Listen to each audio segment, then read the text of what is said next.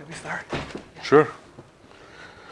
So I thought I would start by finishing up the public goods example where this is where we had stopped yesterday. And the general algorithm that I showed you for partition function games, we took that and applied that to a public goods problem. And here, of course, it's a special case of the previous model, as you'll see. And we make some more simplifications that makes it possible not only to use that algorithm, but it simplifies in a way that's very tractable. So we've talked about how in the blocking approach, you could get something that in equilibrium is not full cooperation in the grand coalition, but something at the intermediate level. And the same can happen with coalitional bargaining. This particular application will highlight a couple of things that seem to be more general than what appears in this model. And the first is that if full cooperation is a possible outcome, the equilibrium outcome, even if it's not efficient, cannot be too inefficient, in the sense that things will not unravel too far, because that would be the thread that keeps the efficient agreement in place. So inefficiency can't get too bad. Second, even in a very symmetric situation, the equilibrium coalition structure, when you don't have efficiency, can turn out to be pretty asymmetric. And if a high degree of partial cooperation can be sustained in equilibrium, that will be a threat to the grand coalition and full efficiency. Okay? So these are all related things, but these are the main points, and they seem to be fairly, they seem to work beyond this particular model. But this is a special kind of model in which it will be possible to get sharp results, and whether the sharpness of those results can extend is not clear. All right. So here is the model. It's a case of a pure public good. Think of it as pollution control, and to generate a benefit Z, the cost is C of Z. This is increasing. It's convex. The aggregate amount of pollution control is just the total amount of pollution control provided by all of the regions, by all of the players. So it's just a sum of all of the little z's. And the payoff to someone who produces little z is going to be this. Right? So the public good part comes in here in a very simple additive way. You benefit from the amount you produce and from the amount that's produced by everybody else. And if you are producing this, the net benefit is just, you subtract that cost, right? Suppose a coalition forms to make a joint decision. And as I said yesterday, for us, what this means is that the free rider problem is by definition getting solved inside that coalition if it forms. If it doesn't form, of course, it doesn't get solved. If it were to form and solve the free rider problem within the coalition, given that this function is strictly convex, let's assume it to be strictly convex, then what's going to happen is that you'll want everyone to be producing an identical amount because the cost is strictly convex, right? So whatever total amount you produce, you're going to make sure that everybody does an equal amount of effort in this, okay? So within this region where they are coordinating, collectively making a decision, they'll decide on some level of production by each individual region, each player, some little z. Now, what is the problem, of course, is just this. So this is what a coalition of size S will be doing. So the only thing that matters here is the size of the coalition, right? So note that this looks like a profit maximization problem. Once the S is given, this is just profit maximization. So keep that in mind when we are looking for certain properties. We might be able to make use of that. Okay, so because of the linearity of the external effects, notice that this is the problem for a coalition of size S regardless of the rest of the partition. It doesn't matter whether the rest are organized in one large group or a million different groups. What they do will affect the payoff, but it's going to be additive to whatever this is plus stuff produced elsewhere.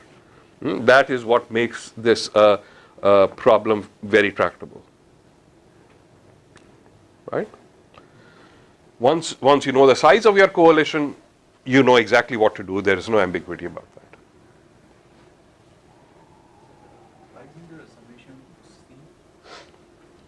Summation C. Oh, this is the per capita problem, right?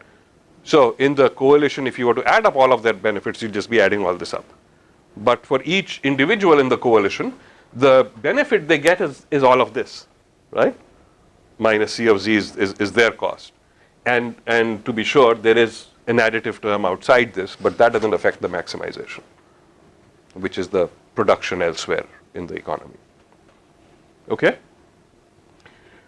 This is a very simple way of generating a partition function. Give me any numerical partition function, and I can tell you now what's going to go on within each coalition. It will be a solution to this problem. Right? Take an example where this strictly convex cost function is half of z squared, just to see what happens when you go through the mechanics of this. This will mean that a coalition of size S will produce precisely Z equal to S. Right?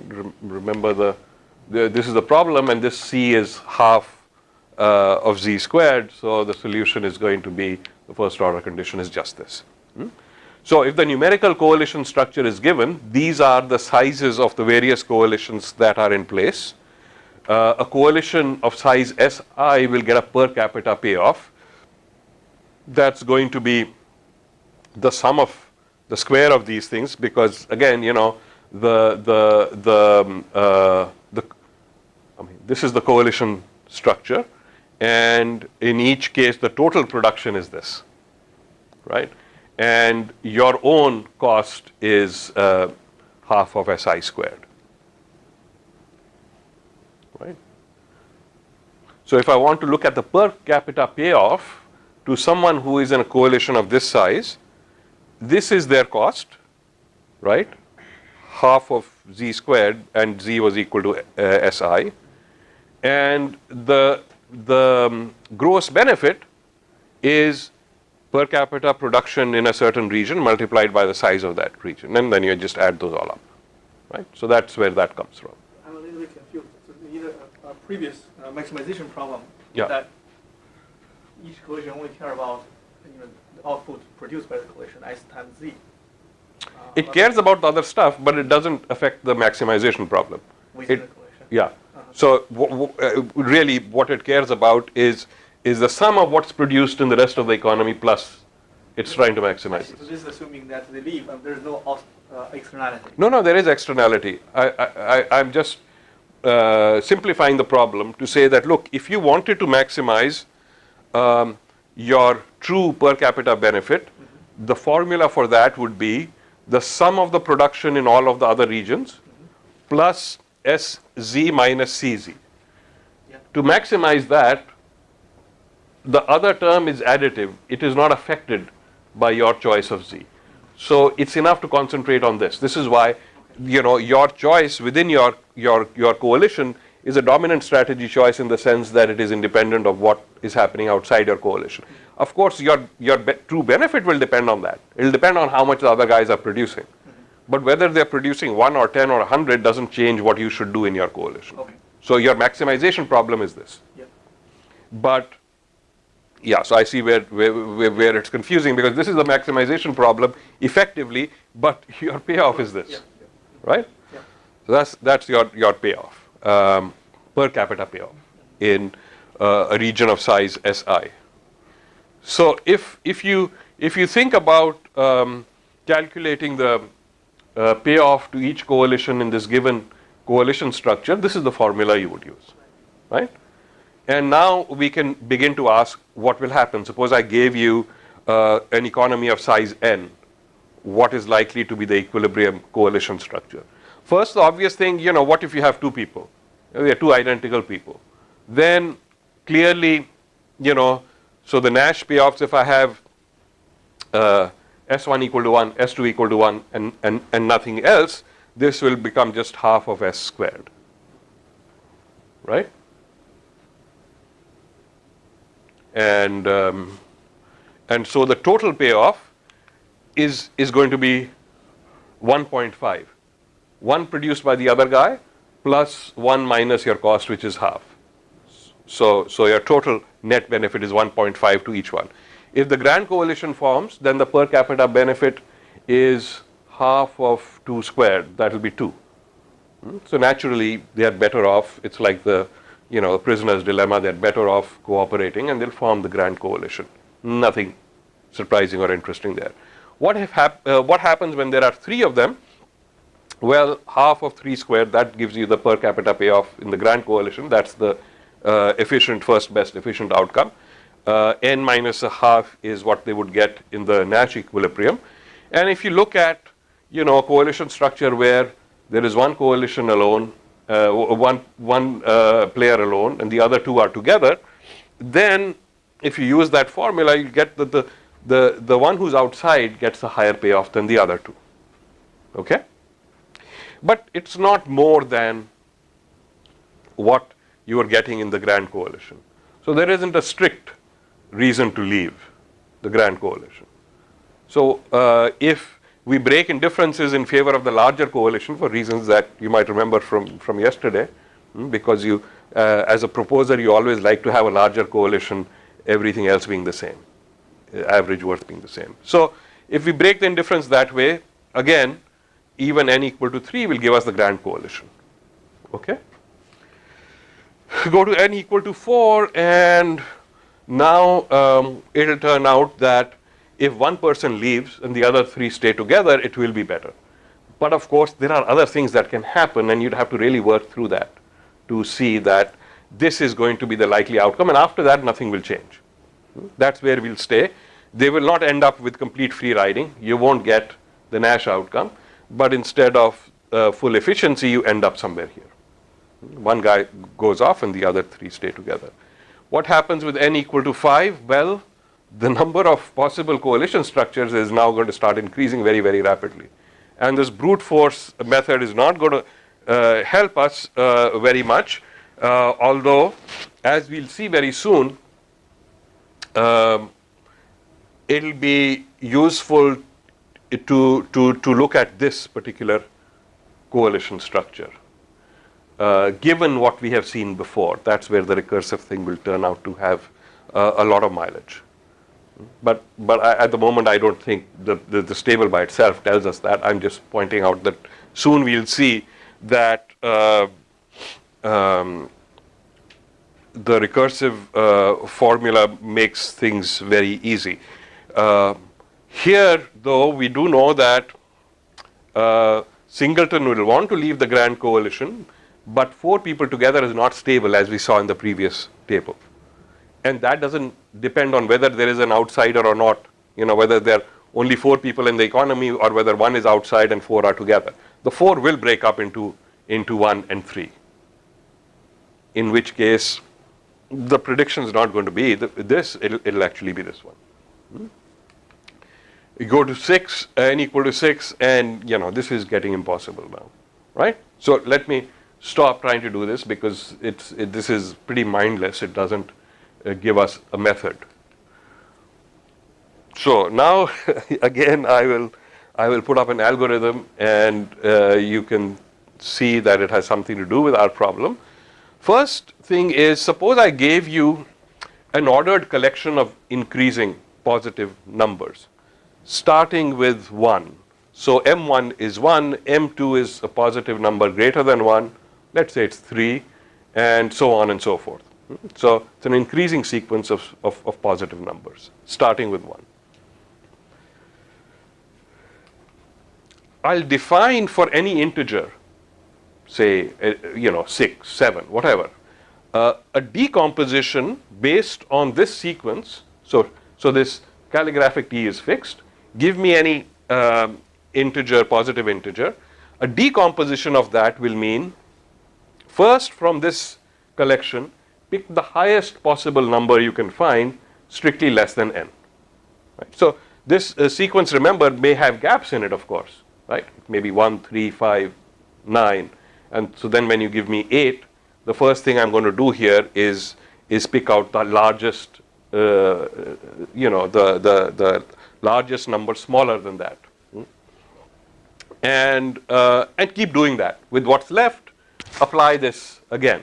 Look for a, so each time what I'm doing is picking some element of this sequence, right? The largest one will be written last, and the smallest one will be written first. Because this begins with 1, you can always do this. I mean, you may be repeating things in this collection. So that's what we call a decomposition of any positive integer given t, right? So tk is the largest integer for any other element of this sequence. Ti is the largest integer in t, no greater than n minus everything you've already done, right?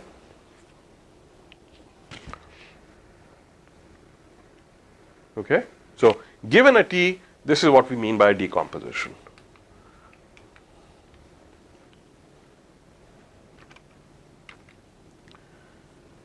This decomposition will always be unique, and it's well defined again because that sequence t begins with the number 1. If nothing else, you just have a whole bunch of 1s. Now I'm going to construct a particular t star, starting with 1, and we will now see where these numbers are going to come from. So after I've written m1 equal to 1, m2 is going to be, did I miss something? Notation, oh yeah, what was this? Yeah, I think I skipped over this, no? So just a notation that's going to show up in a little bit.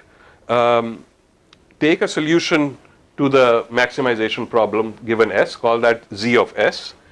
F of S is the revenue, so to speak, when you solve that problem. This is the optimized total cost, and this is the per capita, this is the function you maximized, right? This is the value of the maximum given S. And define the average worth to be the total surplus that per capita you get in a coalition of this size given this numerical coalition structure, right? So once I give you the coalition structure, you can calculate the optimal amount produced in each coalition. That's the partition function, and this is just saying calculate the average worth in each of these coalitions, right? Clearly, the smaller the coalition, the higher its average worth is going to be, because then you're getting a larger share of the stuff that's produced by other people for which you don't pay anything. Okay. So now what we'll do is, given m1, define m2 to be the smallest integer where gn, that is the average worth if everybody stays together, is at least as big as the average worth of the smallest coalition that you would get if they were broken up into 1 and 1. But we can actually keep going now. So anytime I give you a collection m1, m2 up to mi, I can go to the next number by checking by looking at the smallest number greater than mi for which this inequality holds. So what's on the right hand side? What is this? Well, this is the decomposition of n and T1 is the size of the smallest coalition in that decomposition. So this is the maximum possible average worth that someone would be receiving if n were decomposed according to this m, right? And notice that if I gave you m1, m2, you'll be able to get the m3 that satisfies this. Okay? Because to decompose, the number after m2 and so on, you can use what's already been written, m1 and m2. Okay? So the whole thing is recursive. What is K? I forgot. Sorry? Little K. What is little K? Little k would be the so I is the index of the size of the different coalitions in S of n. Tk was the size of the largest coalition. So,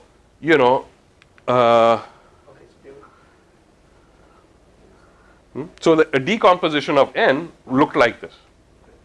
And now I'm imagining that that's my coalition structure. And if I look at the average worth of this guy, the smallest one, that will be the highest possible average worth within this coalition structure, right? That is the best possible outcome if you think about what would happen if you did not form the grand coalition, and if you were to assume that not forming the grand coalition means doing this. Okay, so it's not crazy to think that this might give us what we are looking for. So there's a decomposition that tells you, for now, let's believe that tells us what the coalition structure will be if we did not form n. And so naturally, this is an important inequality. This is the size of the grand coalition where you will not want to decompose according to that formula. And we're picking this mi+1 to preserve increasingness of the sequence? Yes. So if you gave me the first few elements of this sequence, I'll get the next positive number, the next larger number by looking for the smallest n for which this holds. I guess I'm not seeing immediately that if we don't require it to be larger than mi. Yeah.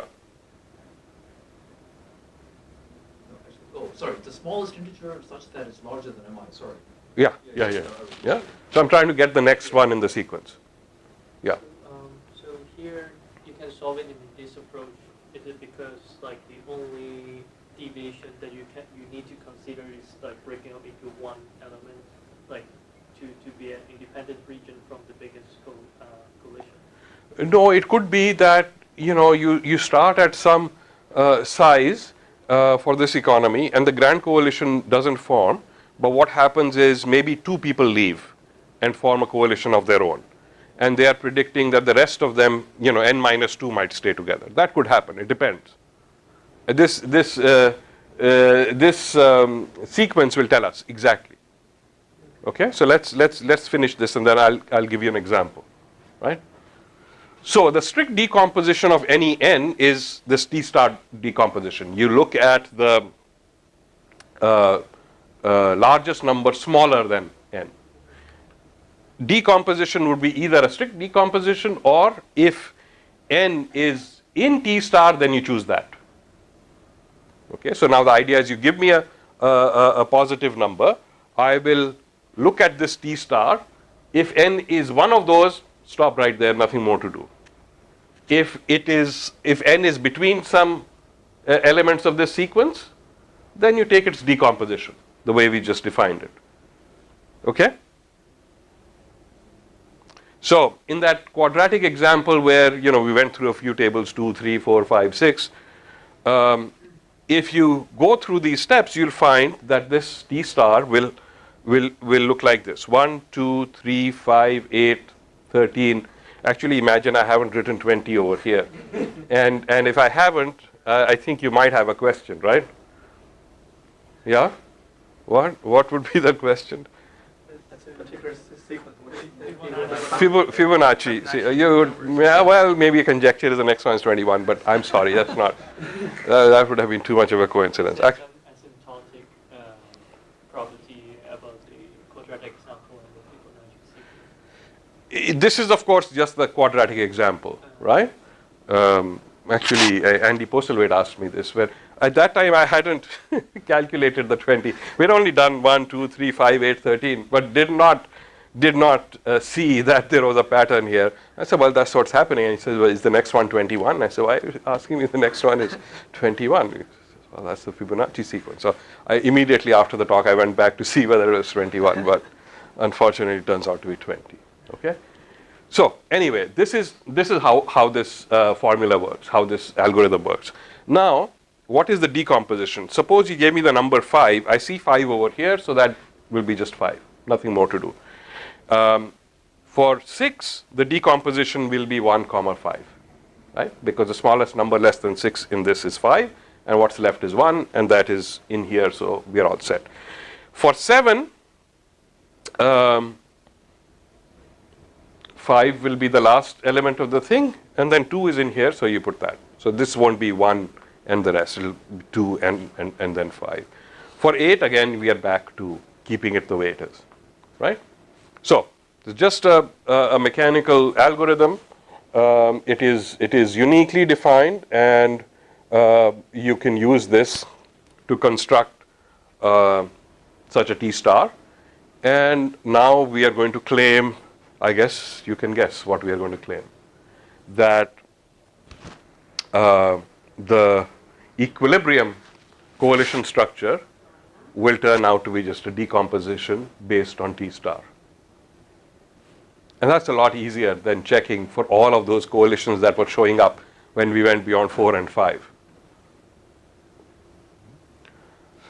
So it may look a little bit hairy, but in fact, this is a very, very simple algorithm compared to the one I showed you yesterday, where we were looking at the average worth that was maximized given a partition that had left. And that would depend, in principle, on exactly the structure of the partition that had left. So that's actually much more involved than this. So that general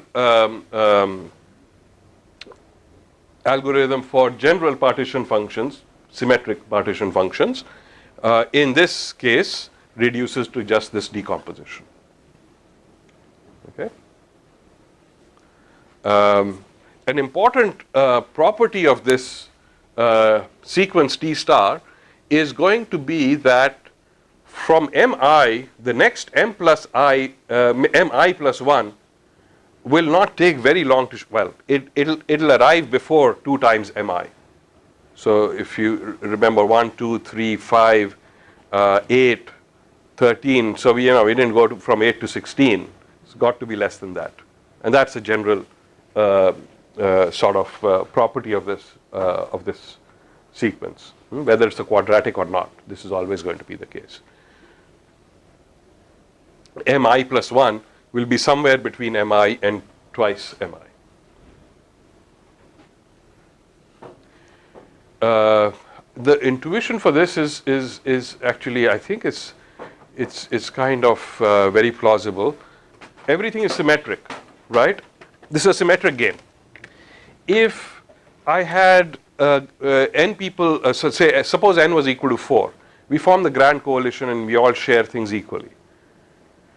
It'll never make sense to divide into 2 and 2 because that's inefficient and everybody's getting the average, right?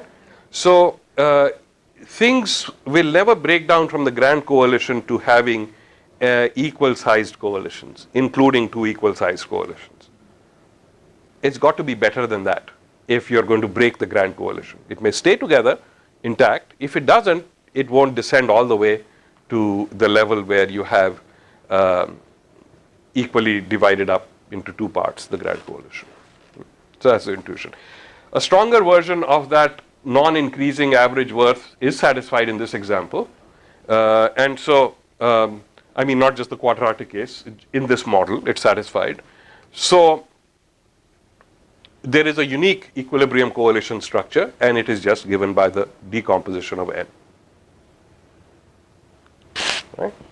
Now the fact that there are gaps in that sequence T star, but mi plus 1 is strictly greater than mi but less than twice mi, also allows us to say something about how inefficient the outcome can be. I haven't written that theorem down here, but we have some bounds on if you don't have full efficiency, how far will you be from it?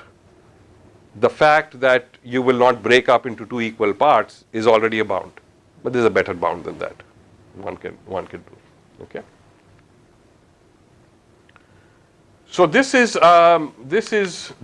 as far as this public goods example is concerned. So this is now no longer, just writing down some numbers that make it work.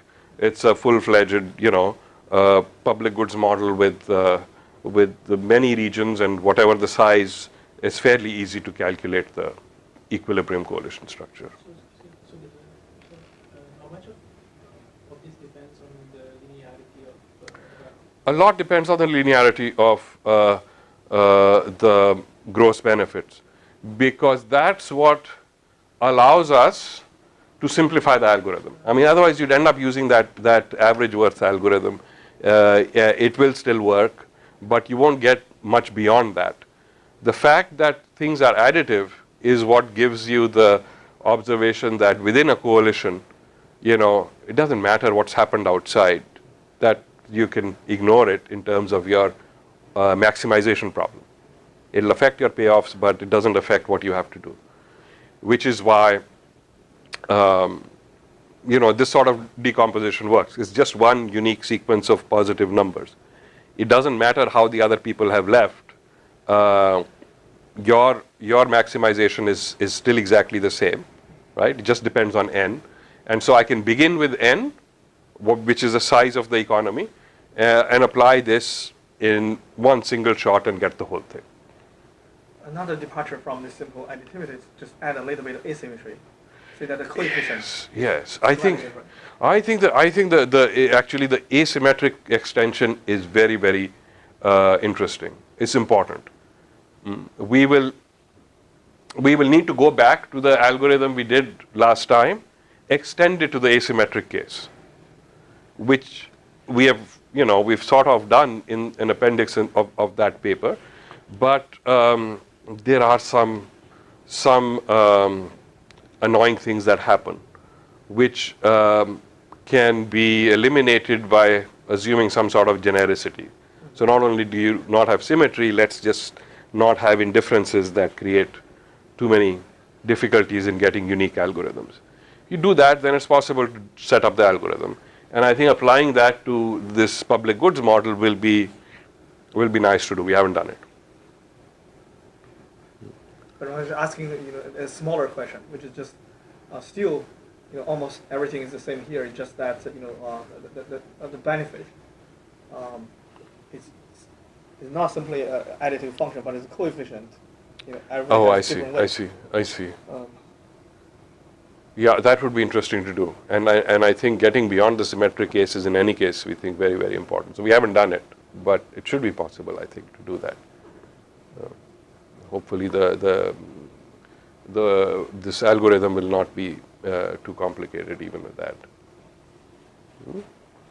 Okay, so I'll leave this aside now. This is what was left from last time. Basically, this completes my discussion of coalitional bargaining. In coalitional bargaining, there aren't a lot of conceptual questions about what do you mean by equilibrium, what's going on. It's well understood.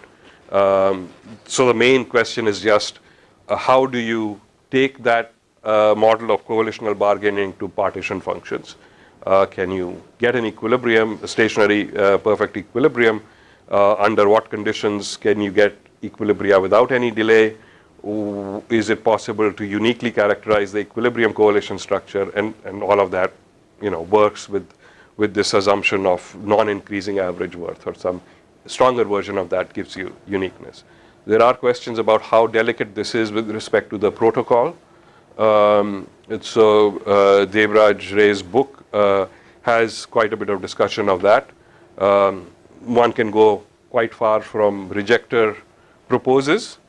Some results depend on giving the rejectors somewhat more a higher probability than other responders.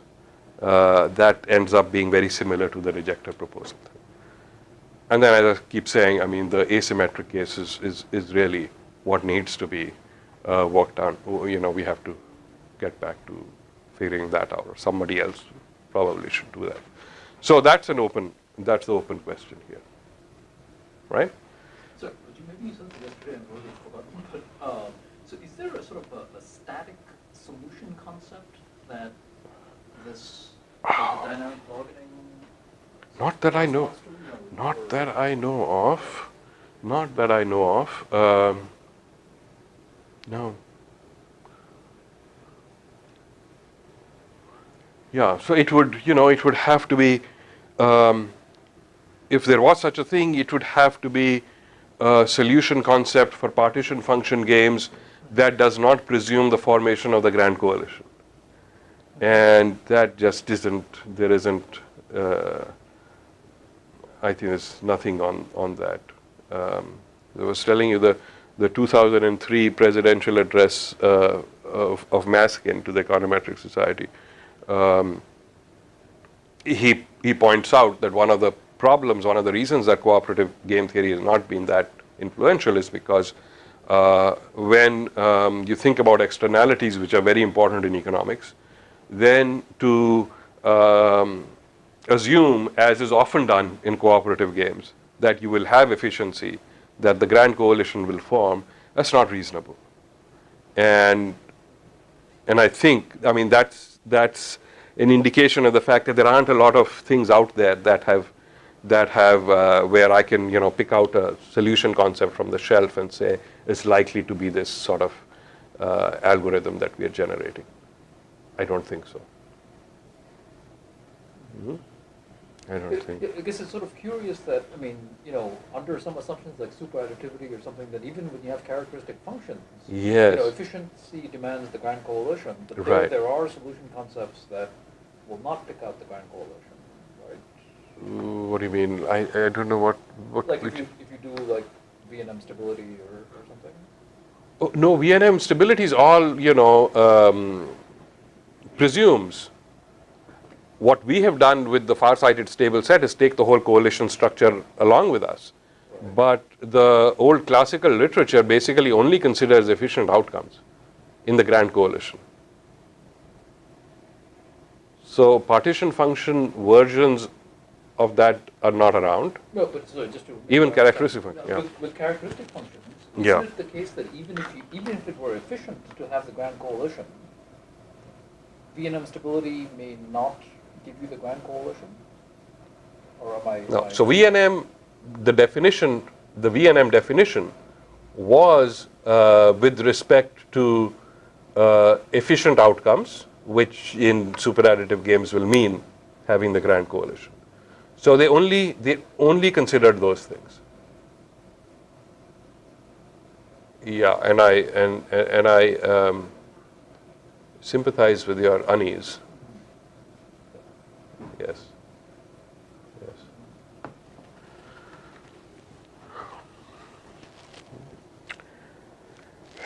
But I really don't know. I mean, I wonder whether there is something like the nuclear laws that will be related to this. But again, it will have to be something that has to do with genuine coalition structures, not presuming the grand coalition for there to be a connection.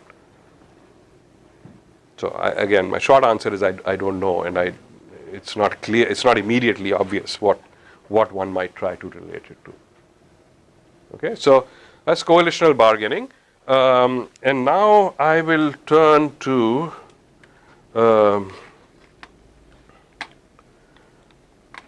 an attempt to do everything in one model if possible. Okay, what do I mean by that?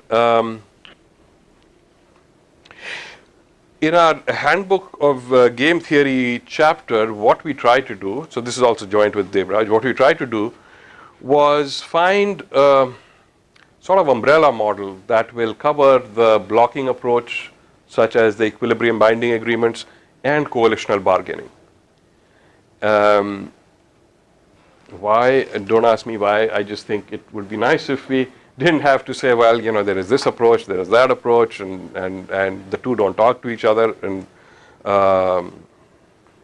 hopefully, if the broad, insights that come out are similar, that gives you some hope. Still, so those were the two approaches. There's blocking, there's bargaining, and of course, when you think about coalitional bargaining, immediately, you have to realize that maybe this is not what we have thought of as cooperative game theory. There is a non-cooperative story about how the coalitions are forming. And that, of course, the blocking approach is the more standard one, where you think of the core and the stable set and so on, where you carry out these thought experiments about what a coalition might be able to do to block something. So they appear to be very, very different. And so we begin here by thinking that there might be a dynamic model that will allow us to capture both kinds of things in the following way. So now imagine that things happen in real time. A coalition moves, payoffs are experienced, some move may happen, and then you might move on to a new vector of payoffs, and so on and so forth. And of course, in the end, we might care about if these things settle down somewhere. That will be more important than what's happening along the way. Where do you get a payoff? Every period you get a payoff? Yes, depending on the coalition structure in that period. Okay? So we might begin with the grand coalition. You and I move away. That's a new coalition structure. Some payoffs happen. Somebody else moves. Payoffs happen, and so on. So think of that sort of model. So if there are reactions to the first move, then let that happen. Keep going. And this might turn out to be a constructive way of looking at these things. If a coalition has an objection, presumably it will exercise it. If you can block something, you'd want to go ahead and do it. Of course, this is a dynamic model in which you will care about what happens after that. You're not going to be myopic. I suppose you can do it either way, depending on your discount factor. Right? As a matter of consistency, if a potential equilibrium is being tested against an objection, that objection will also be similarly tested.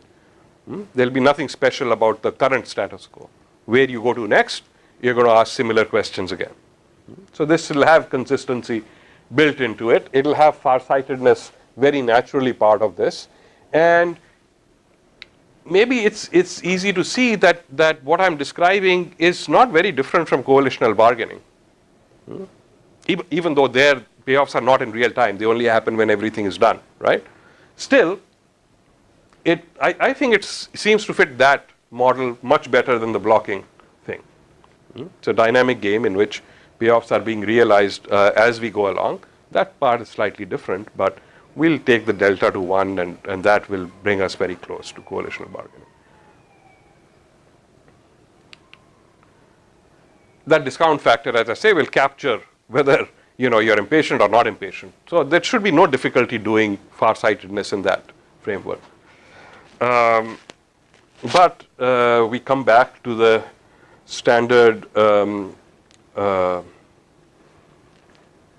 idea that things here will depend on all of these details about who moves first and so on. So it would be nice if we could relate it to the blocking approach as well. Okay? So here's the idea. We are going to look for a general framework. It will nest both the blocking and the bargaining approaches. It will allow for players to be either farsighted or myopic. It can deal very nicely with cycles, which is a huge problem otherwise. And cycles can happen. Once you have payoffs in real time, there's really no problem. You have a cycle, you just evaluate the payoff that people are getting in that cycle. So one ingredient here is going to be, sometimes this skips. Please skip and then come back. I'm not sure. Huh? Skip and then full screen. Oh, is it not? I think it's full screen, but okay, that's fine. Okay, so have a set of players n. X is a set of states. There's some initial state, x minus 1, just to get things started. Each player, there is a payoff per period. There's a continuous utility function. UI is continuous on X. There's a discount factor common to all of them. There's a protocol, which could be history dependent, and it is selecting coalitions, not necessarily players, right? So given the history, this protocol will say, this is the coalition that is given the floor, and they can do something or the other. When we do coalitional bargaining, we'll take it to be a singleton, right? That's how it will connect to that. And there'll also be a potential set of partners. So a coalition is selected, and it can bring in other people into its coalition. This is not there in the blocking approach usually, but this is just an added thing to extend it, because that will be needed when we do coalitional bargaining. The coalition that is selected is a singleton, but it's allowed to choose its partners to whom it makes a proposal. Okay, so this is a way in which you can bridge the gap between those two things. In the blocking approach, there is one given coalition that stands up and does something. In bargaining, there is one person who's the proposer, and he chooses a coalition to whom he proposes. So both of those become special cases of the case where the protocol selects a coalition, and the coalition can select partners. If you don't allow partners, then it will be like the blocking thing completely. And there's some effectivity correspondence that tells us what it is which coalitions can move from this history to a point, to a state xt. That's a description of the underlying model. And a move at a date t is where we move to, the coalition that makes the move, and its partners. Okay? That tells us how things have changed from one period to the second period. So schematically, this is how it looks. We have players over here, the states are there, and time goes in this direction. There is some historically given state. There's an active collection of players that are chosen by the protocol. They may select partners, and if they accept, they may go to a new state. At t-1, you're looking at a state that has come through a certain history where some coalitions were selected by the protocol to make proposals. They may have picked some partners, and if they accepted, they were able to change the state. Sometimes what will happen is that the state doesn't change, right? So far, I do not see anything that prevents the Fock theorem type result. Right. So far, in fact, there is no equilibrium anything in it yet. Sure. This is just a description. So let me move to that. So what's a process? Is just a stochastic process defined on the history, such that at every given history, the protocol picks a coalition who chooses partners. Move happens if and only if that coalition with the partners is effective in making the move. This will generate some values. So given the history and given the move, you can calculate that. And an equilibrium process will have to satisfy some additional restrictions. First of all, an active coalition at each date must be willing to do what the process is saying it is going to do, right? So if at history HT, coalition S union P is the one that makes a move, when you look at the values of these guys in this coalition, according to this process, that should be better than what would have happened, right? If they had not moved. Secondly, and this one is very important for us for reasons. Sorry, I forgot. What is lambda? That's the process. So, That's the okay. so first we are given a process. Now we are saying to call it an equilibrium process, I want this. Plus I want another very important thing. And this is maximality, efficiency. That within the coalition there should not be another move that Pareto dominates this one. So you should be making for your coalition Pareto efficient move.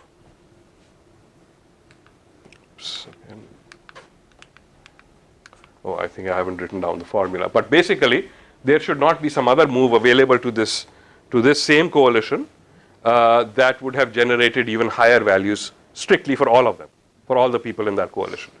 That's not absolute maximality, but it's maximality. So it's partly going to handle that question. And you can say then why, how B does not imply A. So what's the difference then? The difference here is willingness to move on, and here I'm just comparing different moves. So you may have many possible moves available to you, to your coalition. So first of all, you should not lose by moving, and secondly, you should be choosing among all your possible moves something that is Pareto efficient. You shouldn't choose a move just because it's better than staying put. It should also be among all your feasible moves. It should be on the Pareto frontier, right? So that's the maximality requirement. This is related, I should point out, the number of papers to which this is related.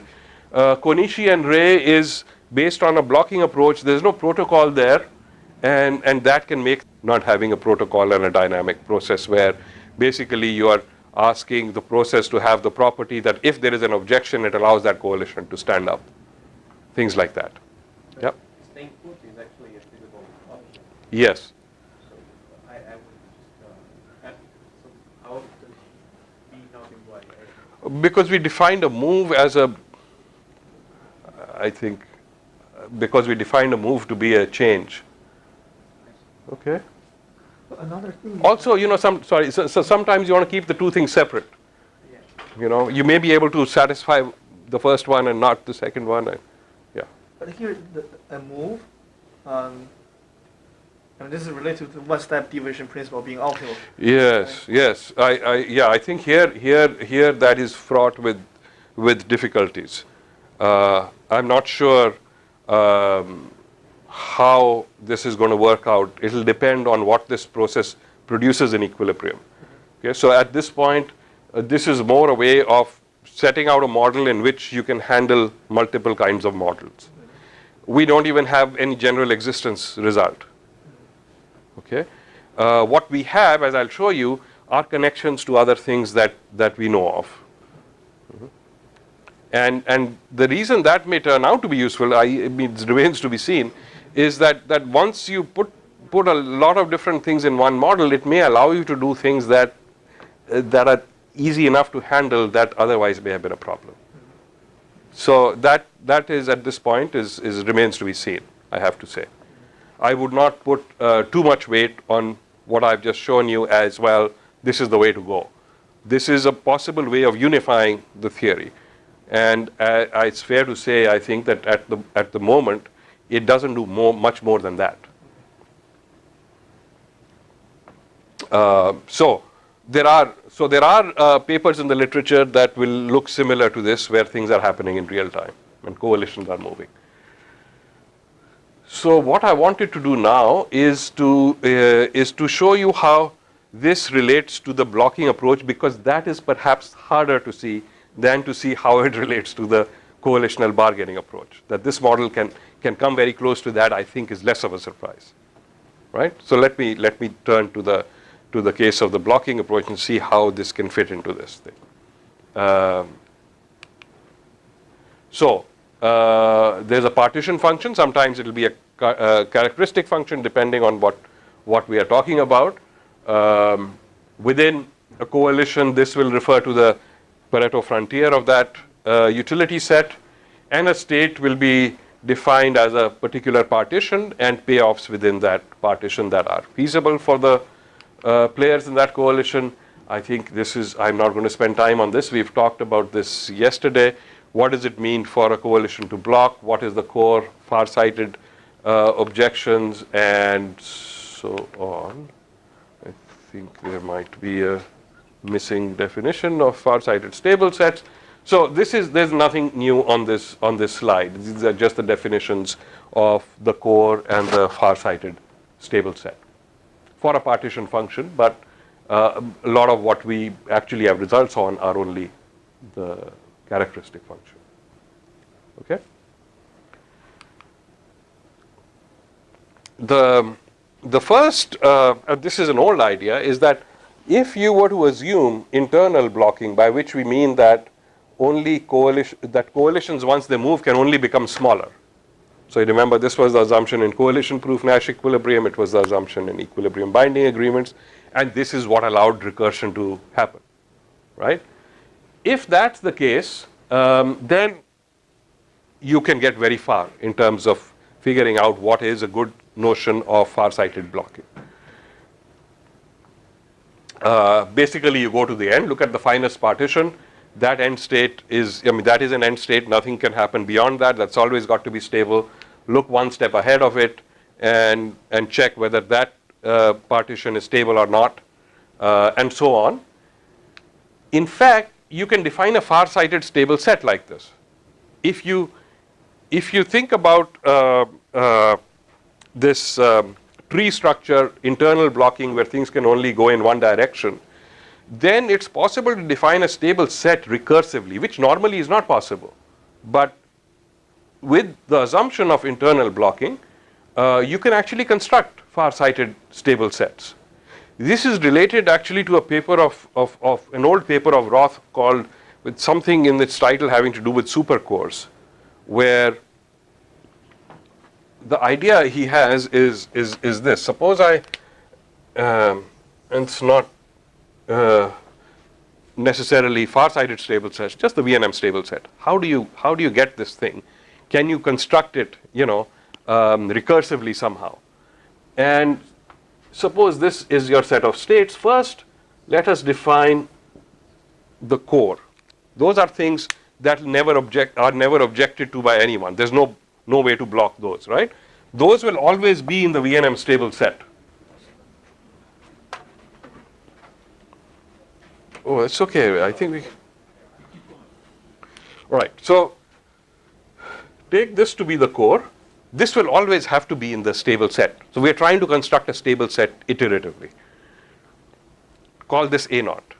Then look at all of the things, if there are any. So these are admissible. These are inadmissible because these are states to which there is an objection from here.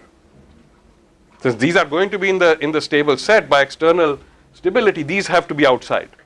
Okay, so that's very good. So we found something that's inside, something that's outside. Now, what is A1? A1 will be not only this, but also things to which there is an objection, but the objection is coming from I naught, right? So that will be A1. These things are only dominated by those. Now try and expand this. How? All those things to which there is an objection from here or here. Right? And keep going. That's the idea of the superchords as far as I remember in Roth. It has to be guaranteed that it can work and at the same time it is exhaustive. Yes. So I think the thing converging is not such a big problem, but it may not be exhaustive. And if it doesn't exhaust the whole thing, then we haven't found a stable set. So it's very difficult to find to construct stable sets. There isn't a simple process for doing it. This is an attempt by Roth, and if it does converge, what might happen is you will have this, and you will have that, and there's stuff in between, which you don't know where to put. Okay? So this method or this attempt at iteratively constructing a stable set doesn't always work. But if you have internal blocking, there won't be a problem. You can do it iteratively. By starting from the finest coalition structure, that's going to always be stable. Once you get there, there's nowhere else to go. And you work back from that. That will be exhaustive. So that's a particular, I guess, it's hardly surprising that if you have this, Roth's method for constructing these things iteratively will give you a stable set. And far-sighted stable set, I mean, there's really nothing different in terms of this construction. You can do the same thing. That's Alroth. Sorry? Alroth. Alroth, yeah. And so he was interested in the VNM stable set. To find a way to get VNM stable sets. And I believe that's sort of what he did. And said, look, sometimes the thing doesn't cover everything. And then, yeah, we haven't found the stable set yet. But it's a super core in the sense that you're going beyond the core, adding some credibility as you go along, but you stop short of exhausting the whole thing. So anyway, if you have internal blocking, this is not going to be a problem. This method will work, and it will be a constructive way of constructing the far-sighted stable set. You don't have to do it with bootstrapping everything. And this object, this far-sighted stable set, at least in this, under this heading, will cover a lot of solution concepts that you can imagine. And this reminds me of Greenberg and his book about how VNM stable sets can be used to replicate various solution concepts. But if you have far-sightedness in mind, and if you have internal blocking, it's fairly compelling to use this far-sighted stable set, which will, under certain conditions, turn out to be exactly the same as some other familiar objects.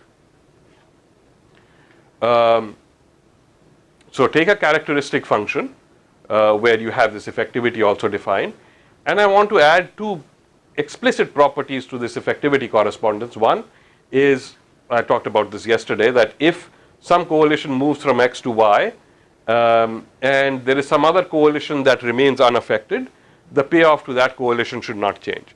This obviously makes sense in a characteristic function, not in a partition function. You shouldn't mess around with the payoffs of outsiders. Full support says that if something is in your feasible set, it should always be possible for you to go to some state where you're getting that payoff. Right? So if these two things are satisfied, which are very natural in a characteristic function game, then internal blocking will mean that X, some state will be in the core if and only if. So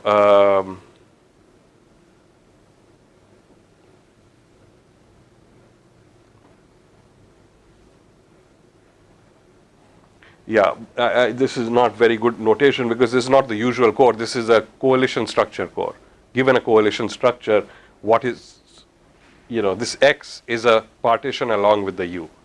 And this is in the core if and only if for each of the constituent members of that partition, X is in the core. If the partition was N, this would be the core. Internal blocking will guarantee that if something is in the core of a given partition function, each of the individual things must be in their own cores. Otherwise, there will be an objection, and conversely as well. Is there externality here? No. Characteristic function. Sorry, no externalities. A characteristic function, because I want to start by relating it to the core. Right?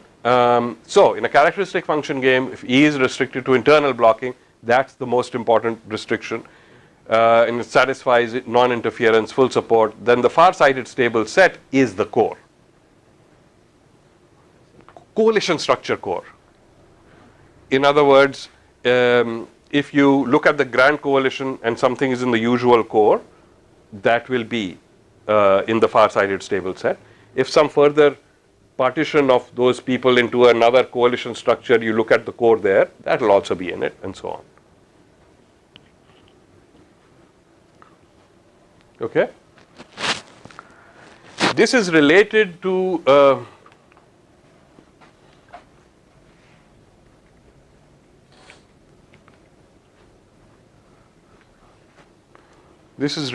couple of old papers that looked at internal blocking and try to ask further questions of the usual core concept. So let me just tell you that. This is, at the moment is completely separate from the equilibrium process I just described. This is just a little bit of background that I think is useful. It's not particularly surprising or particularly useful. So what's the connection? Sorry. I remember that there's some result about in the exchange economy when Yeah. you define the core. This core has a nice property where it is some kind of far-sightedness property, where the deviation collision cannot be further blocked. Right. It's related to that. So the question that was asked, Ray 1989, Greenberg 1990, I believe, is this. They said, look, the core has a conceptual problem maybe, which is that you say something is not stable because a coalition can block it, but that coalition should worry about what will happen if they block it. So if you imagine, the exchange economy, everybody's on one island, and something is blocked by a coalition. Imagine that coalition goes away to a separate island with its own resources, and they can do better, so they go. But the people who are leaving to go to this new island should worry that after they get there, they may be further blocking, right? From within that coalition. That turns out not to be a problem. That if that is the case, you would always be able to find a blocking coalition which has chosen something from inside its own core, so that it doesn't have to worry about what will happen when it goes to its own new island. And this is all driven by internal blocking. Assume internal blocking, and you don't have to worry about the next steps that might happen. Okay, so now then connect to your result. So is that true? Or I'm not sure whether it's weaker or stronger than. Is that true that whenever core is unchanged when you consider this island thing, you will naturally get stability and far-sighted stability, or not? This is only internal blocking. Whereas the far-sighted stable set that we talked about on Monday was not restricted to internal blocking. But here you have equivalence result, right? So in the previous theorem, if I understand correctly. Oh.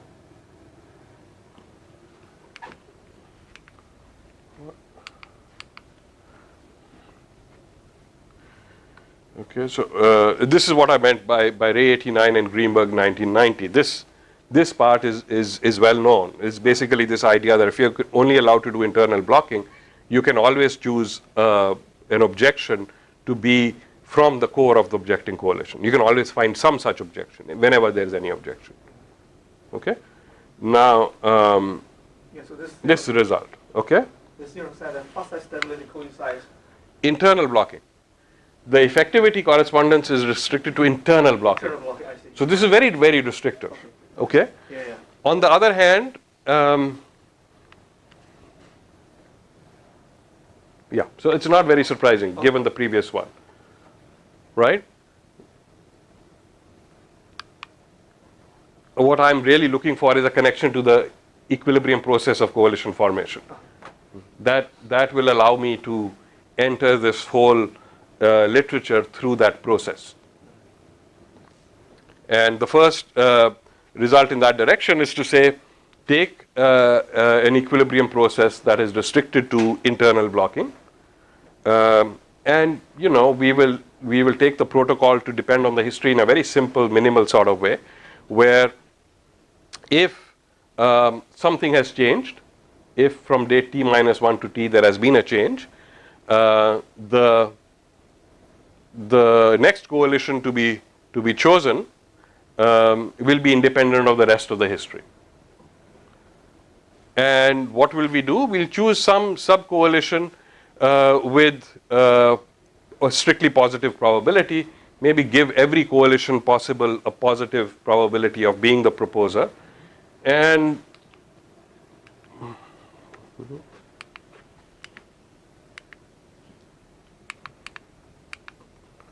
I'm again missing something, I think. suppose I have a super additive characteristic function game and BS is convex. I don't think we were able to relax that. We have internal blocking. This effectivity correspondence satisfies full support, non-interference, and all absorbing states of every EPCF. Whatever the protocol, as long as it satisfies these simple properties, will coincide with the core or with the far-sighted stable set. Again, this may not be very surprising except for the fact that this has tied up the process of coalition formation, that dynamic process of coalition formation, to the static core and far-sighted stable set, but all with internal blocking, all in the characteristic function. So there are still lots of restrictive things over here, but it is a first attempt to try and draw a connection between that dynamic process and a static equilibrium concept. So, Rajiv, where is the internal blocking in your protocol? Well, the protocol will say that if some coalition has moved, then that coalition can only become smaller. If somebody from within that coalition were to reject the proposal and, well, sorry, I'm not talking about coalition of bargaining, but within that coalition, the next thing that can happen in changing that coalition is making it smaller. Yeah, I was just missing where.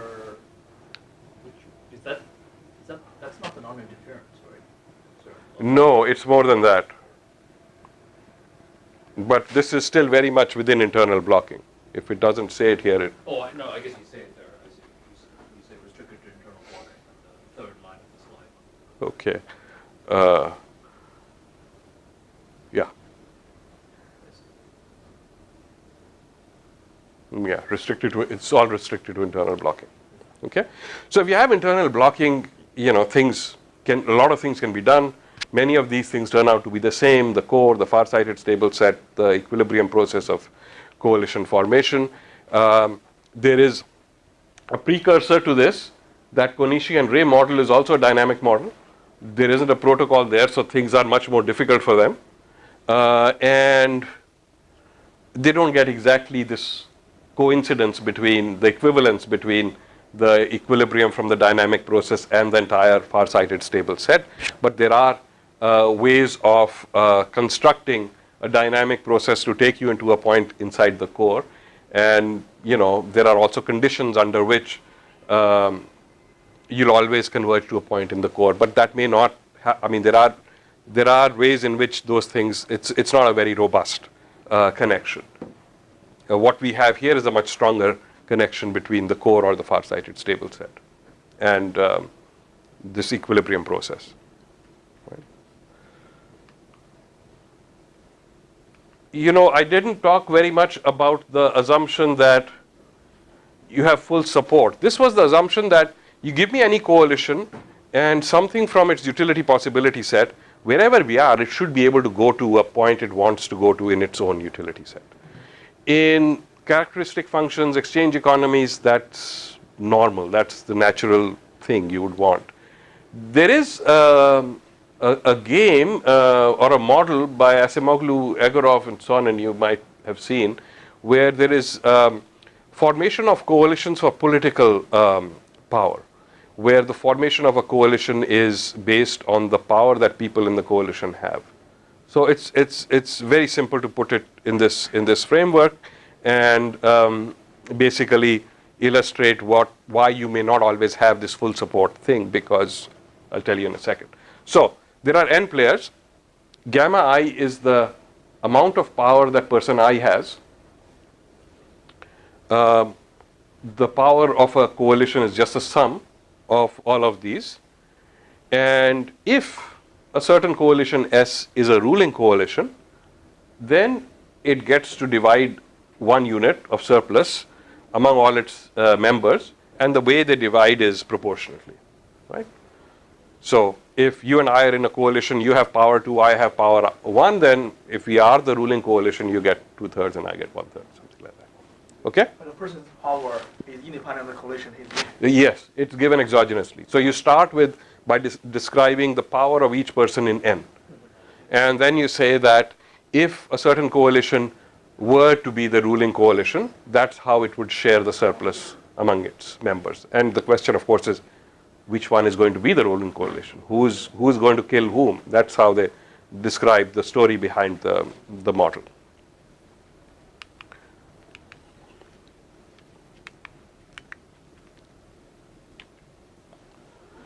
So the only coalition of interest at any state is the ruling coalition. Right? So a state will be the winning coalition. I think the state can just be described by the winning coalition, and this I think is the way in which they would divide things within that coalition. So that's a state. Who's the winning coalition, and how they divide the surplus is given from the exogenously given weights. So here's an example. Suppose I have 3 players, and those are their weights to begin with. Now, if we need any 2 of them can win, because your rule might be as simple as if your total weight exceeds 1/2, majority weight coalition can kill everybody outside. It'll win. It's like a winning coalition of simple games, something like that. Except that the remaining people are immediately taken out. They're done. They don't survive the next stage. So you could have any of these 2-player coalitions end up becoming a ruling coalition. In principle, any one of them could do this. But at the next stage, so this is a far-sighted game. So you're looking ahead. What will happen at the next stage? Notice how in each one of these, there's no equality. In this 2-person coalition, there's always one guy who's more powerful than the other. So what will happen at the next stage is that the powerful one will kill the weak one, and in the end there'll be only one person left. Okay? What is a modeling element that lead to that? So the story is very simple. You start with all these players who have different powers, and any coalition which has a simple majority can kill the others. But once they are in the room as the remaining reduced game, again a simple majority can win. And the question is, where will be the final equilibrium? Okay, so the question is a simpler one, just that killing one guy out within this ruling coalition is one option given by the model. Yeah. Okay. Yeah, that's it. Okay. That you, as an individual, you want to get the maximum possible surplus. So your best possible outcome, of course, is that you are the only individual who's left. But you may not be able to get there because you may not have that kind of power. So in this example, if people are all far-sighted, they will stay here. This 3-person coalition will form. This is how they will share the surplus. Nobody will want to rock the boat, because if you do, one of the 2 people involved in making the move is then going to be killed. Right? Now I think this is just a very simple example, but they will connect it to Russian history in who killed whom and why. They try to explain through this very simple model. The alpha equilibrium thing? Huh? The Russian history is alpha equilibrium thing, or is it an past thing? No, I think they are claiming that this is a description of how the killings took place, because it may be that you start with everybody there, and then the most powerful people kill the others. But they're not far-sighted? They're far-sighted, so they only do it if they expect not to be themselves killed. In this model, actually, it's just a one-step thing, because if the killing doesn't stop in one step, then it's not far-sightedly sensible for people to join, because somebody in there is going to get killed. Right. That person should not join. So the only possible thing that can happen here is that you go one step and stop, and you will never end up in a 2-player coalition, for example, if the weights are different. I guess depending on exactly since there isn't sort of flow utilities here, Yeah. we could go through sort of some unnecessary steps, right? Yes. Like we could include, three of us kill him and Let him survive for a day and then the two of us gonna kill you. yeah. But if you need my cooperation in getting there, We don't need you.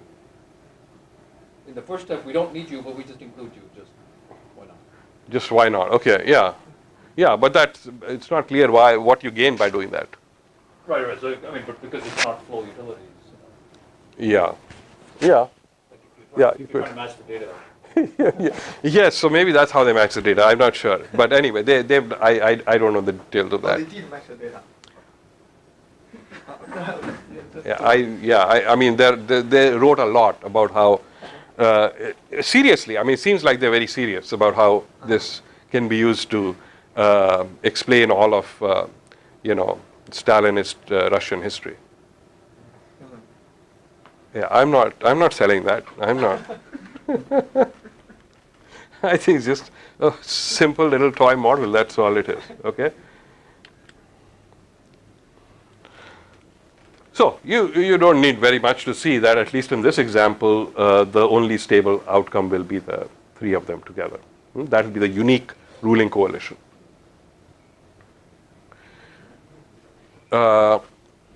For delta sufficiently close to 1, every equilibrium process of coalition formation will coincide with the far-sighted stable set, which is the equilibrium that they are talking about. Okay, everything sort of comes together. So this is just an example where you don't have full support. The reason you don't have full support is because what a coalition can do depends on the state from which you begin. So, one guy can kill the second guy, but only if they are at the state where they are the only two. Starting from the 3-person coalition, he can't do that. So it's a little different from the characteristic function, but it's not wildly different. I mean, it's also similar to the pillage games of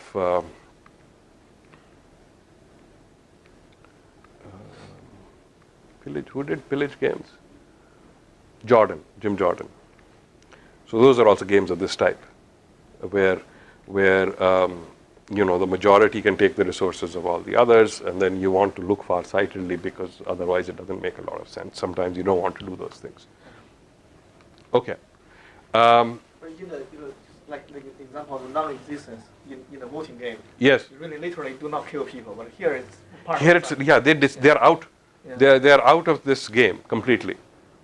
So it really is a story of getting rid of all the people who lose. Yeah. So yeah, it's an interesting model, but I don't think it's particularly difficult to solve in any way. You could do it in many different ways. The far-sighted stable set will work because this again is internal blocking. And this equilibrium process can also be defined giving you exactly the same thing. We talked about equilibrium binding, so now I'm turning to externalities, right? So this was just a background about how the equilibrium process can connect up with the blocking approach. If you have externalities, given a symmetric TU partition function with positive externalities and a finite number of equilibrium binding agreements, if this is a kind of a genericity assumption which says that if I take a refinement, I will find that the utilities don't remain the same. Something changes in the coalition that's been broken apart. For delta close enough to 1, every EPCF will coincide with an equilibrium binding agreement.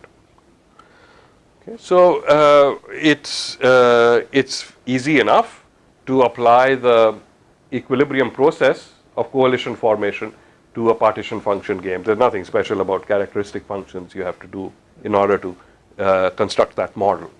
And so here you see you end up picking out exactly the equilibrium binding agreements.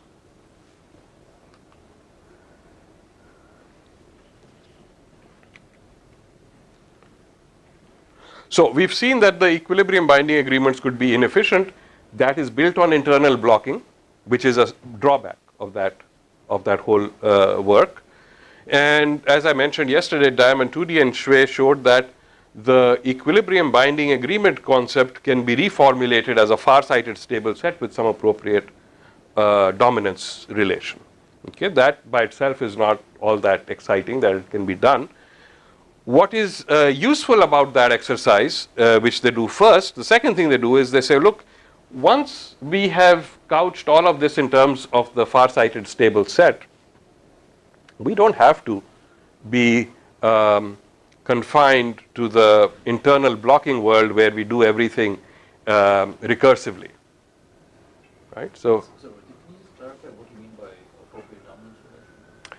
So they have defined a far-sighted dominance relation based on our definition of the equilibrium binding agreement, where basically you say, look, we said that there is one coalition blocks a given state if there is some refinement in which there is an equilibrium and these guys gain, and if other people are required to be moving, they would be interested in making the move. So they take all of that, you know, which seems like quite a lot of baggage, and say that here's the dominance relation. That you say that there is a far-sighted dominance by coalition S to a given state X if these conditions hold. So it's fairly, you know, closely tied to the definition of the equilibrium binding agreement. But the fact that that turns it into a far-sighted stable set is useful because now it allows you to escape the confines of internal blocking. So the EBA was defined recursively. We didn't know how else to do it. But if that idea is couched in terms of a dominance relation, a far-sighted dominance relation, then at least in terms of defining things, you don't have to be restricted to internal blocking, which is what they called extended binding agreements. Extending the model to go beyond internal blocking. I'm pretty sure you could do something similar to this for coalition-proof Natch if you really wanted to. Again, think of that in terms of a far-sighted stable set of a certain kind, and if you want to move beyond the internal blocking, this will allow you to do it. I'm not sure how useful it will be, but that's possible. Okay, and it's possible that now efficiency will come back in equilibrium, because if you imagine starting from the efficient outcome, some coalition breaks away because it gets an asymmetric high payoff, they could be bribed back if there is more surplus to be had by including them. You could imagine going around in circles, but if you have a far-sighted stable set, in principle, it doesn't mean that if there is any move away from the grand coalition, we've got to have inefficiency. You could come back. You could go up, which was not allowed. So they look at a hedonic partition function where, you know, the payoff to every coalition in a given partition function is fixed. There are no transfers. Assume equal division, and one of their results is that if the grand coalition is efficient, so now you see you can define preferences of players across coalitions because it's a hedonic game, and if the grand coalition is the efficient coalition structure, and suppose it Pareto dominates pi star, which is everybody is separate. This is not a strong assumption. This is quite natural. This is going to happen a lot. Then this pi n will be an extended binding agreement if certain things are true. For every intermediate coalition structure, there is some coalition with at least two people that would rather be over there than at pi. Then it's possible to construct a far-sighted objection that takes you back into pi n. So there are conditions under which you can get efficiency back if you allow for more than just internal blocking. And I think that it makes sense. I mean, internal blocking might have already rigged things in favor of inefficiency.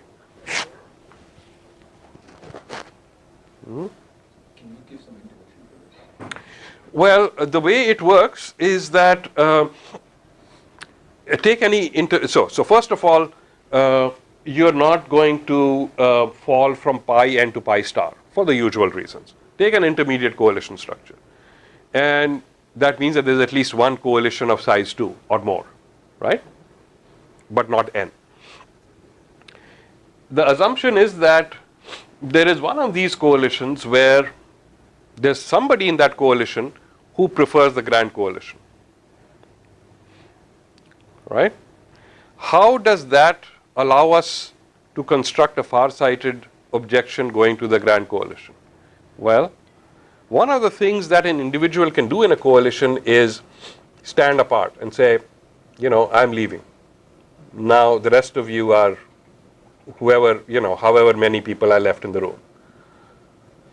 Apply this assumption again, that there is in this coalition, unless it's a singleton coalition, there are at least 2 people, and somebody in there wants to go to the grand coalition. They follow the same kind of step out of that coalition. For all intermediate coalition structures, there is some coalition with at least 2 people who wants to go to the grand coalition. So you set up this whole chain, you know, cascade of departures going to the finest coalition structure, and now because you're not restricted to coalition internal logging, you come straight back up to pi n, right? So this is quite promising in terms of restoring efficiency. Unfortunately, this doesn't always work. So does this mean that it's sufficient? Yes. The only sort of departure from internal blocking you need is from all singletons, you know, from the finest partition. You just go to the. That's actually the only thing That's actually the only thing you need. That's true. Right. Because the way it works is going all the way down to the bottom and then coming up.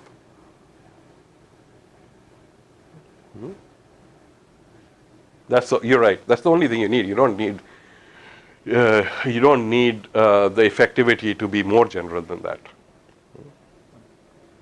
But obviously this wouldn't work with internal blocking. So this was not an option for the equilibrium binding agreements.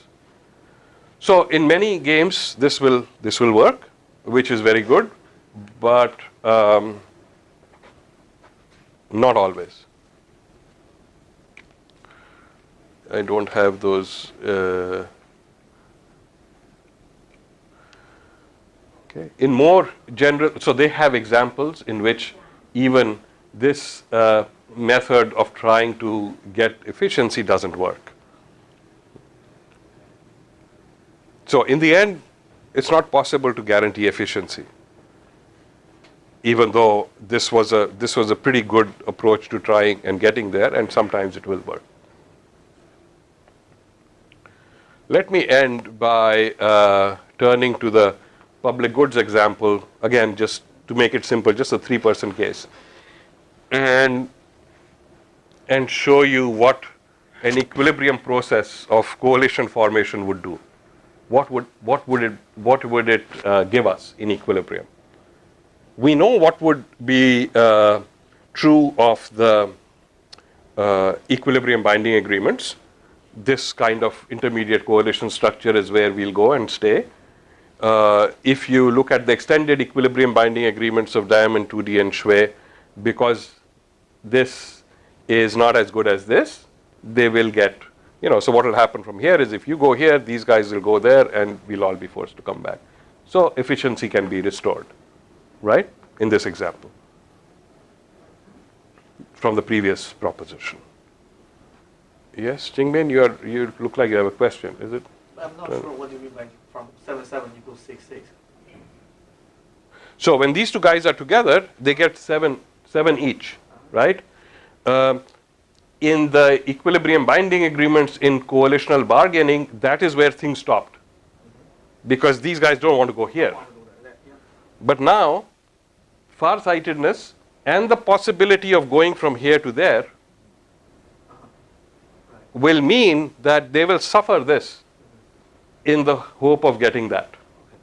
So now the very first move is going to be stopped because you're going to come back here, right?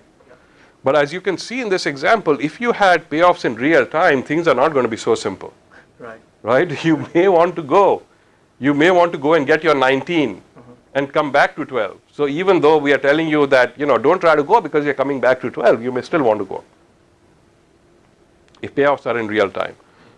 So again, just to repeat myself, equilibrium binding agreements will mean this is the equilibrium. The extended equilibrium binding agreements, that's also what happens with coalitional bargaining. Extended equilibrium binding agreements give you efficiency, and now let's just look at equilibrium process of coalition formation. It's easy enough in this example. So, Rajiv, just a question. Yeah. So, with the extended equilibrium binding agreements, Yeah. is the claim that it's unique? That pi n is, the grand coalition is unique? Or could we also have that, that intermediate one? Because we sort of, we just don't. Yeah, I think it's not. I think it's not unique. You could sustain this By saying we'll come back. by saying that if you're there, you'll come here. If you're here, we'll come like this. Right. Yeah, it's not unique. It's not unique, but efficiency is possible. With coalitional bargaining or extended equilibrium binding agreements, it's just not possible here. Right. No, I think that's a good point. You may be able to have an equilibrium which is efficient. But again, their counter example basically says, in general, there isn't hope.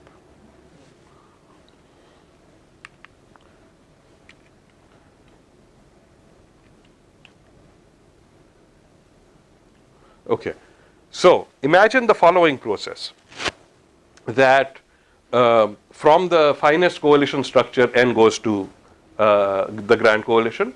From the grand coalition, if person J, should be J, if person J gets selected as the proposer, then,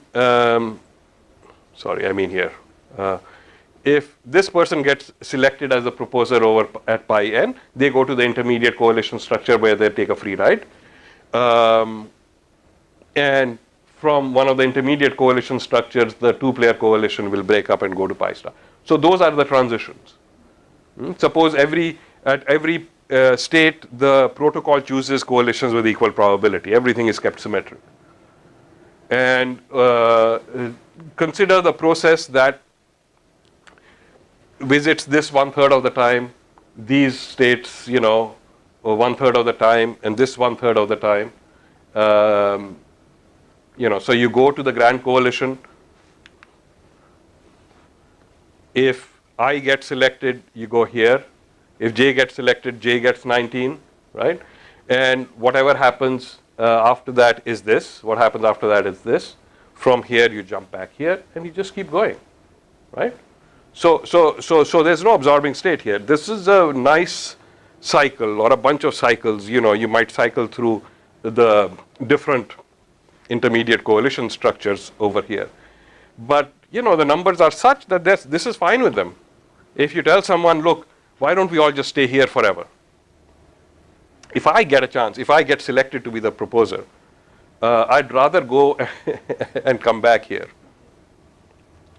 And then, whoever is next would rather do the same thing.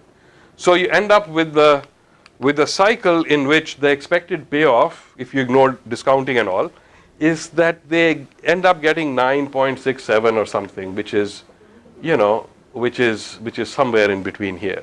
It's not efficient. So bottom line, the point of this exercise was to say, look, we've looked at a lot of different concepts of equilibrium. And with externalities, the possibility of having an equilibrium in efficiency seems to be pretty robust.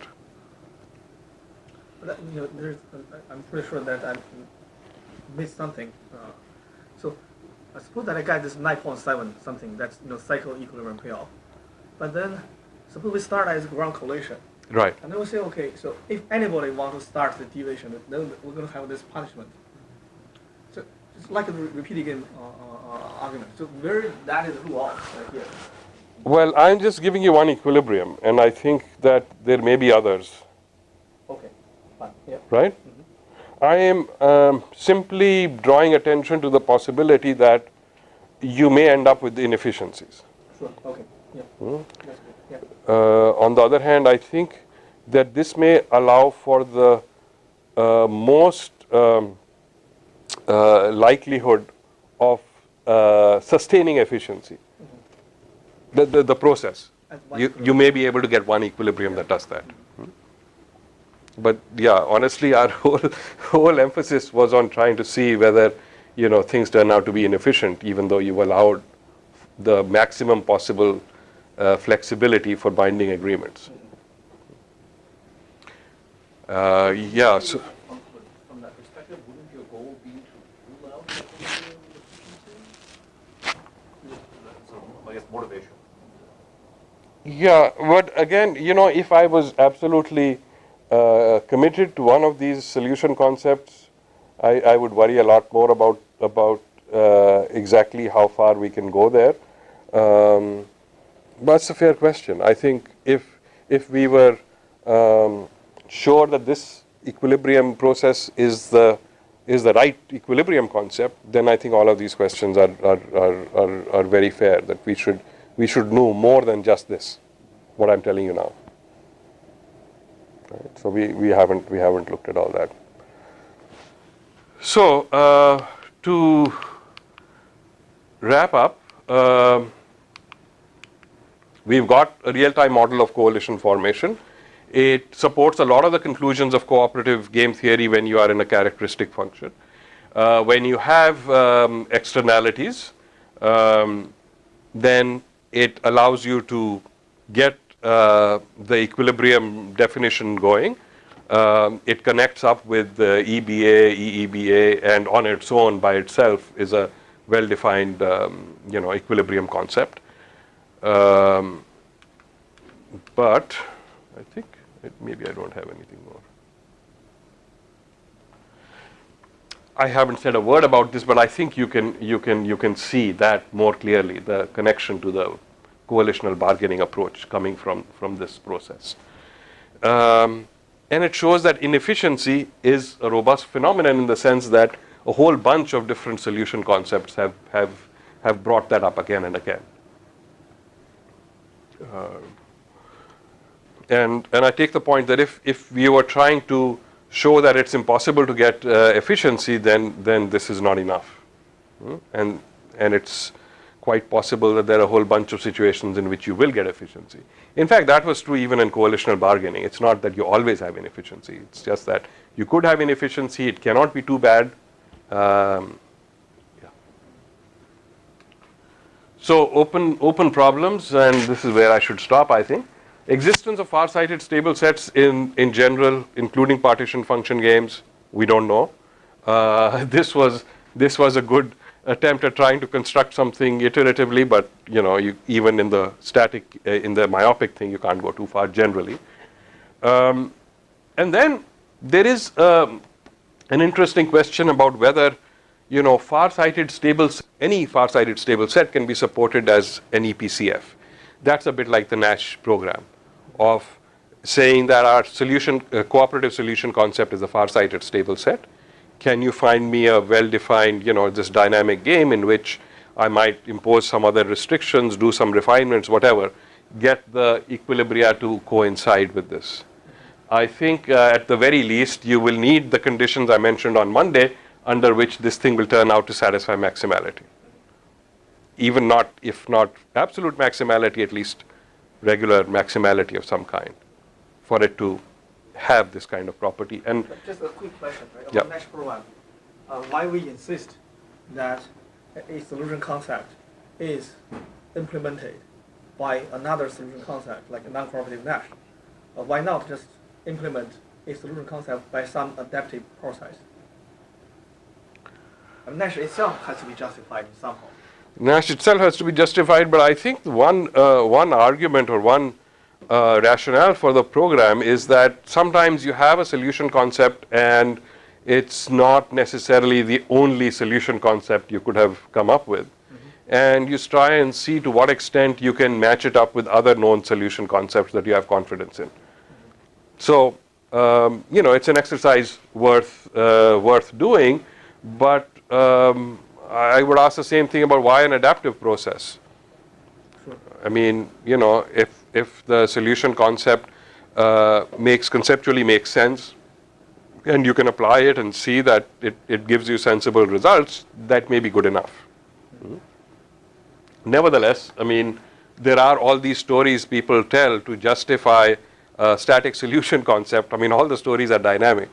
And it's interesting to see whether you can actually write down a model in which it is exactly true. This, by the way, is what Harsani in 74 was attempting to do. I mean, maybe attempting is the wrong word. He was doing, and I suspect that the reason that he modified the von Neumann-Morgenstern stable set to far-sighted is because he had no hope of getting this kind of thing with a subgame perfect equilibrium if you didn't have far-sightedness in the stable set. So he tries it. I think it's a big mess. He does all kinds of ad hoc, refinements and pruning of the equilibrium in this non-cooperative game that he has. As far as I know, nobody has actually gone back and tried to rescue it. So I think that remains an issue. A general protocol for coalitional bargaining in the non-symmetric case, I've mentioned this earlier, that remains an issue. And the final word on, how much inefficiency can there be, how likely is it? All I can say from the existing work is that inefficiencies are robust and they can happen, and they can happen often, even if you allow for binding agreements. So I think that's all I have to say. We are in any case running up against time, so let me stop. Okay, so further questions? Thanks very much. Thank you.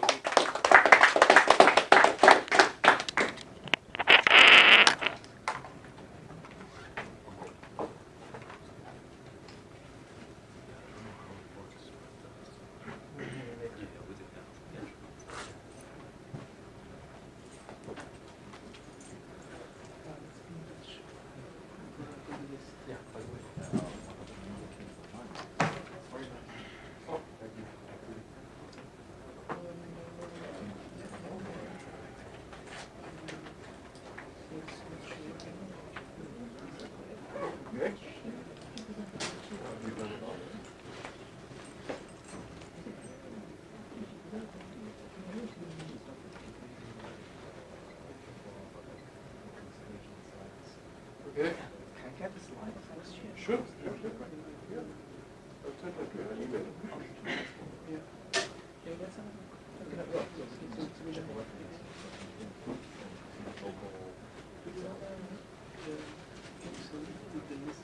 Yeah, I'm going to type everything up.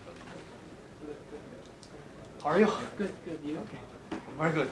So how many of these speakers, so I guess that he was visited for the whole week. Yeah, That's so how you was it here, right, works. so you gave a theory seminar on Monday, and then you gave these two lectures yesterday and today. And so as I was telling you over email that it's a variety of things. So some people we had Vince Crawford a few weeks ago who just came for the day. So he gave a PDR distinguished lecture, and it was actually just an hour and a half seminar basically. So not like this. So it's a wide variety of things. I mean, like Johannes was here.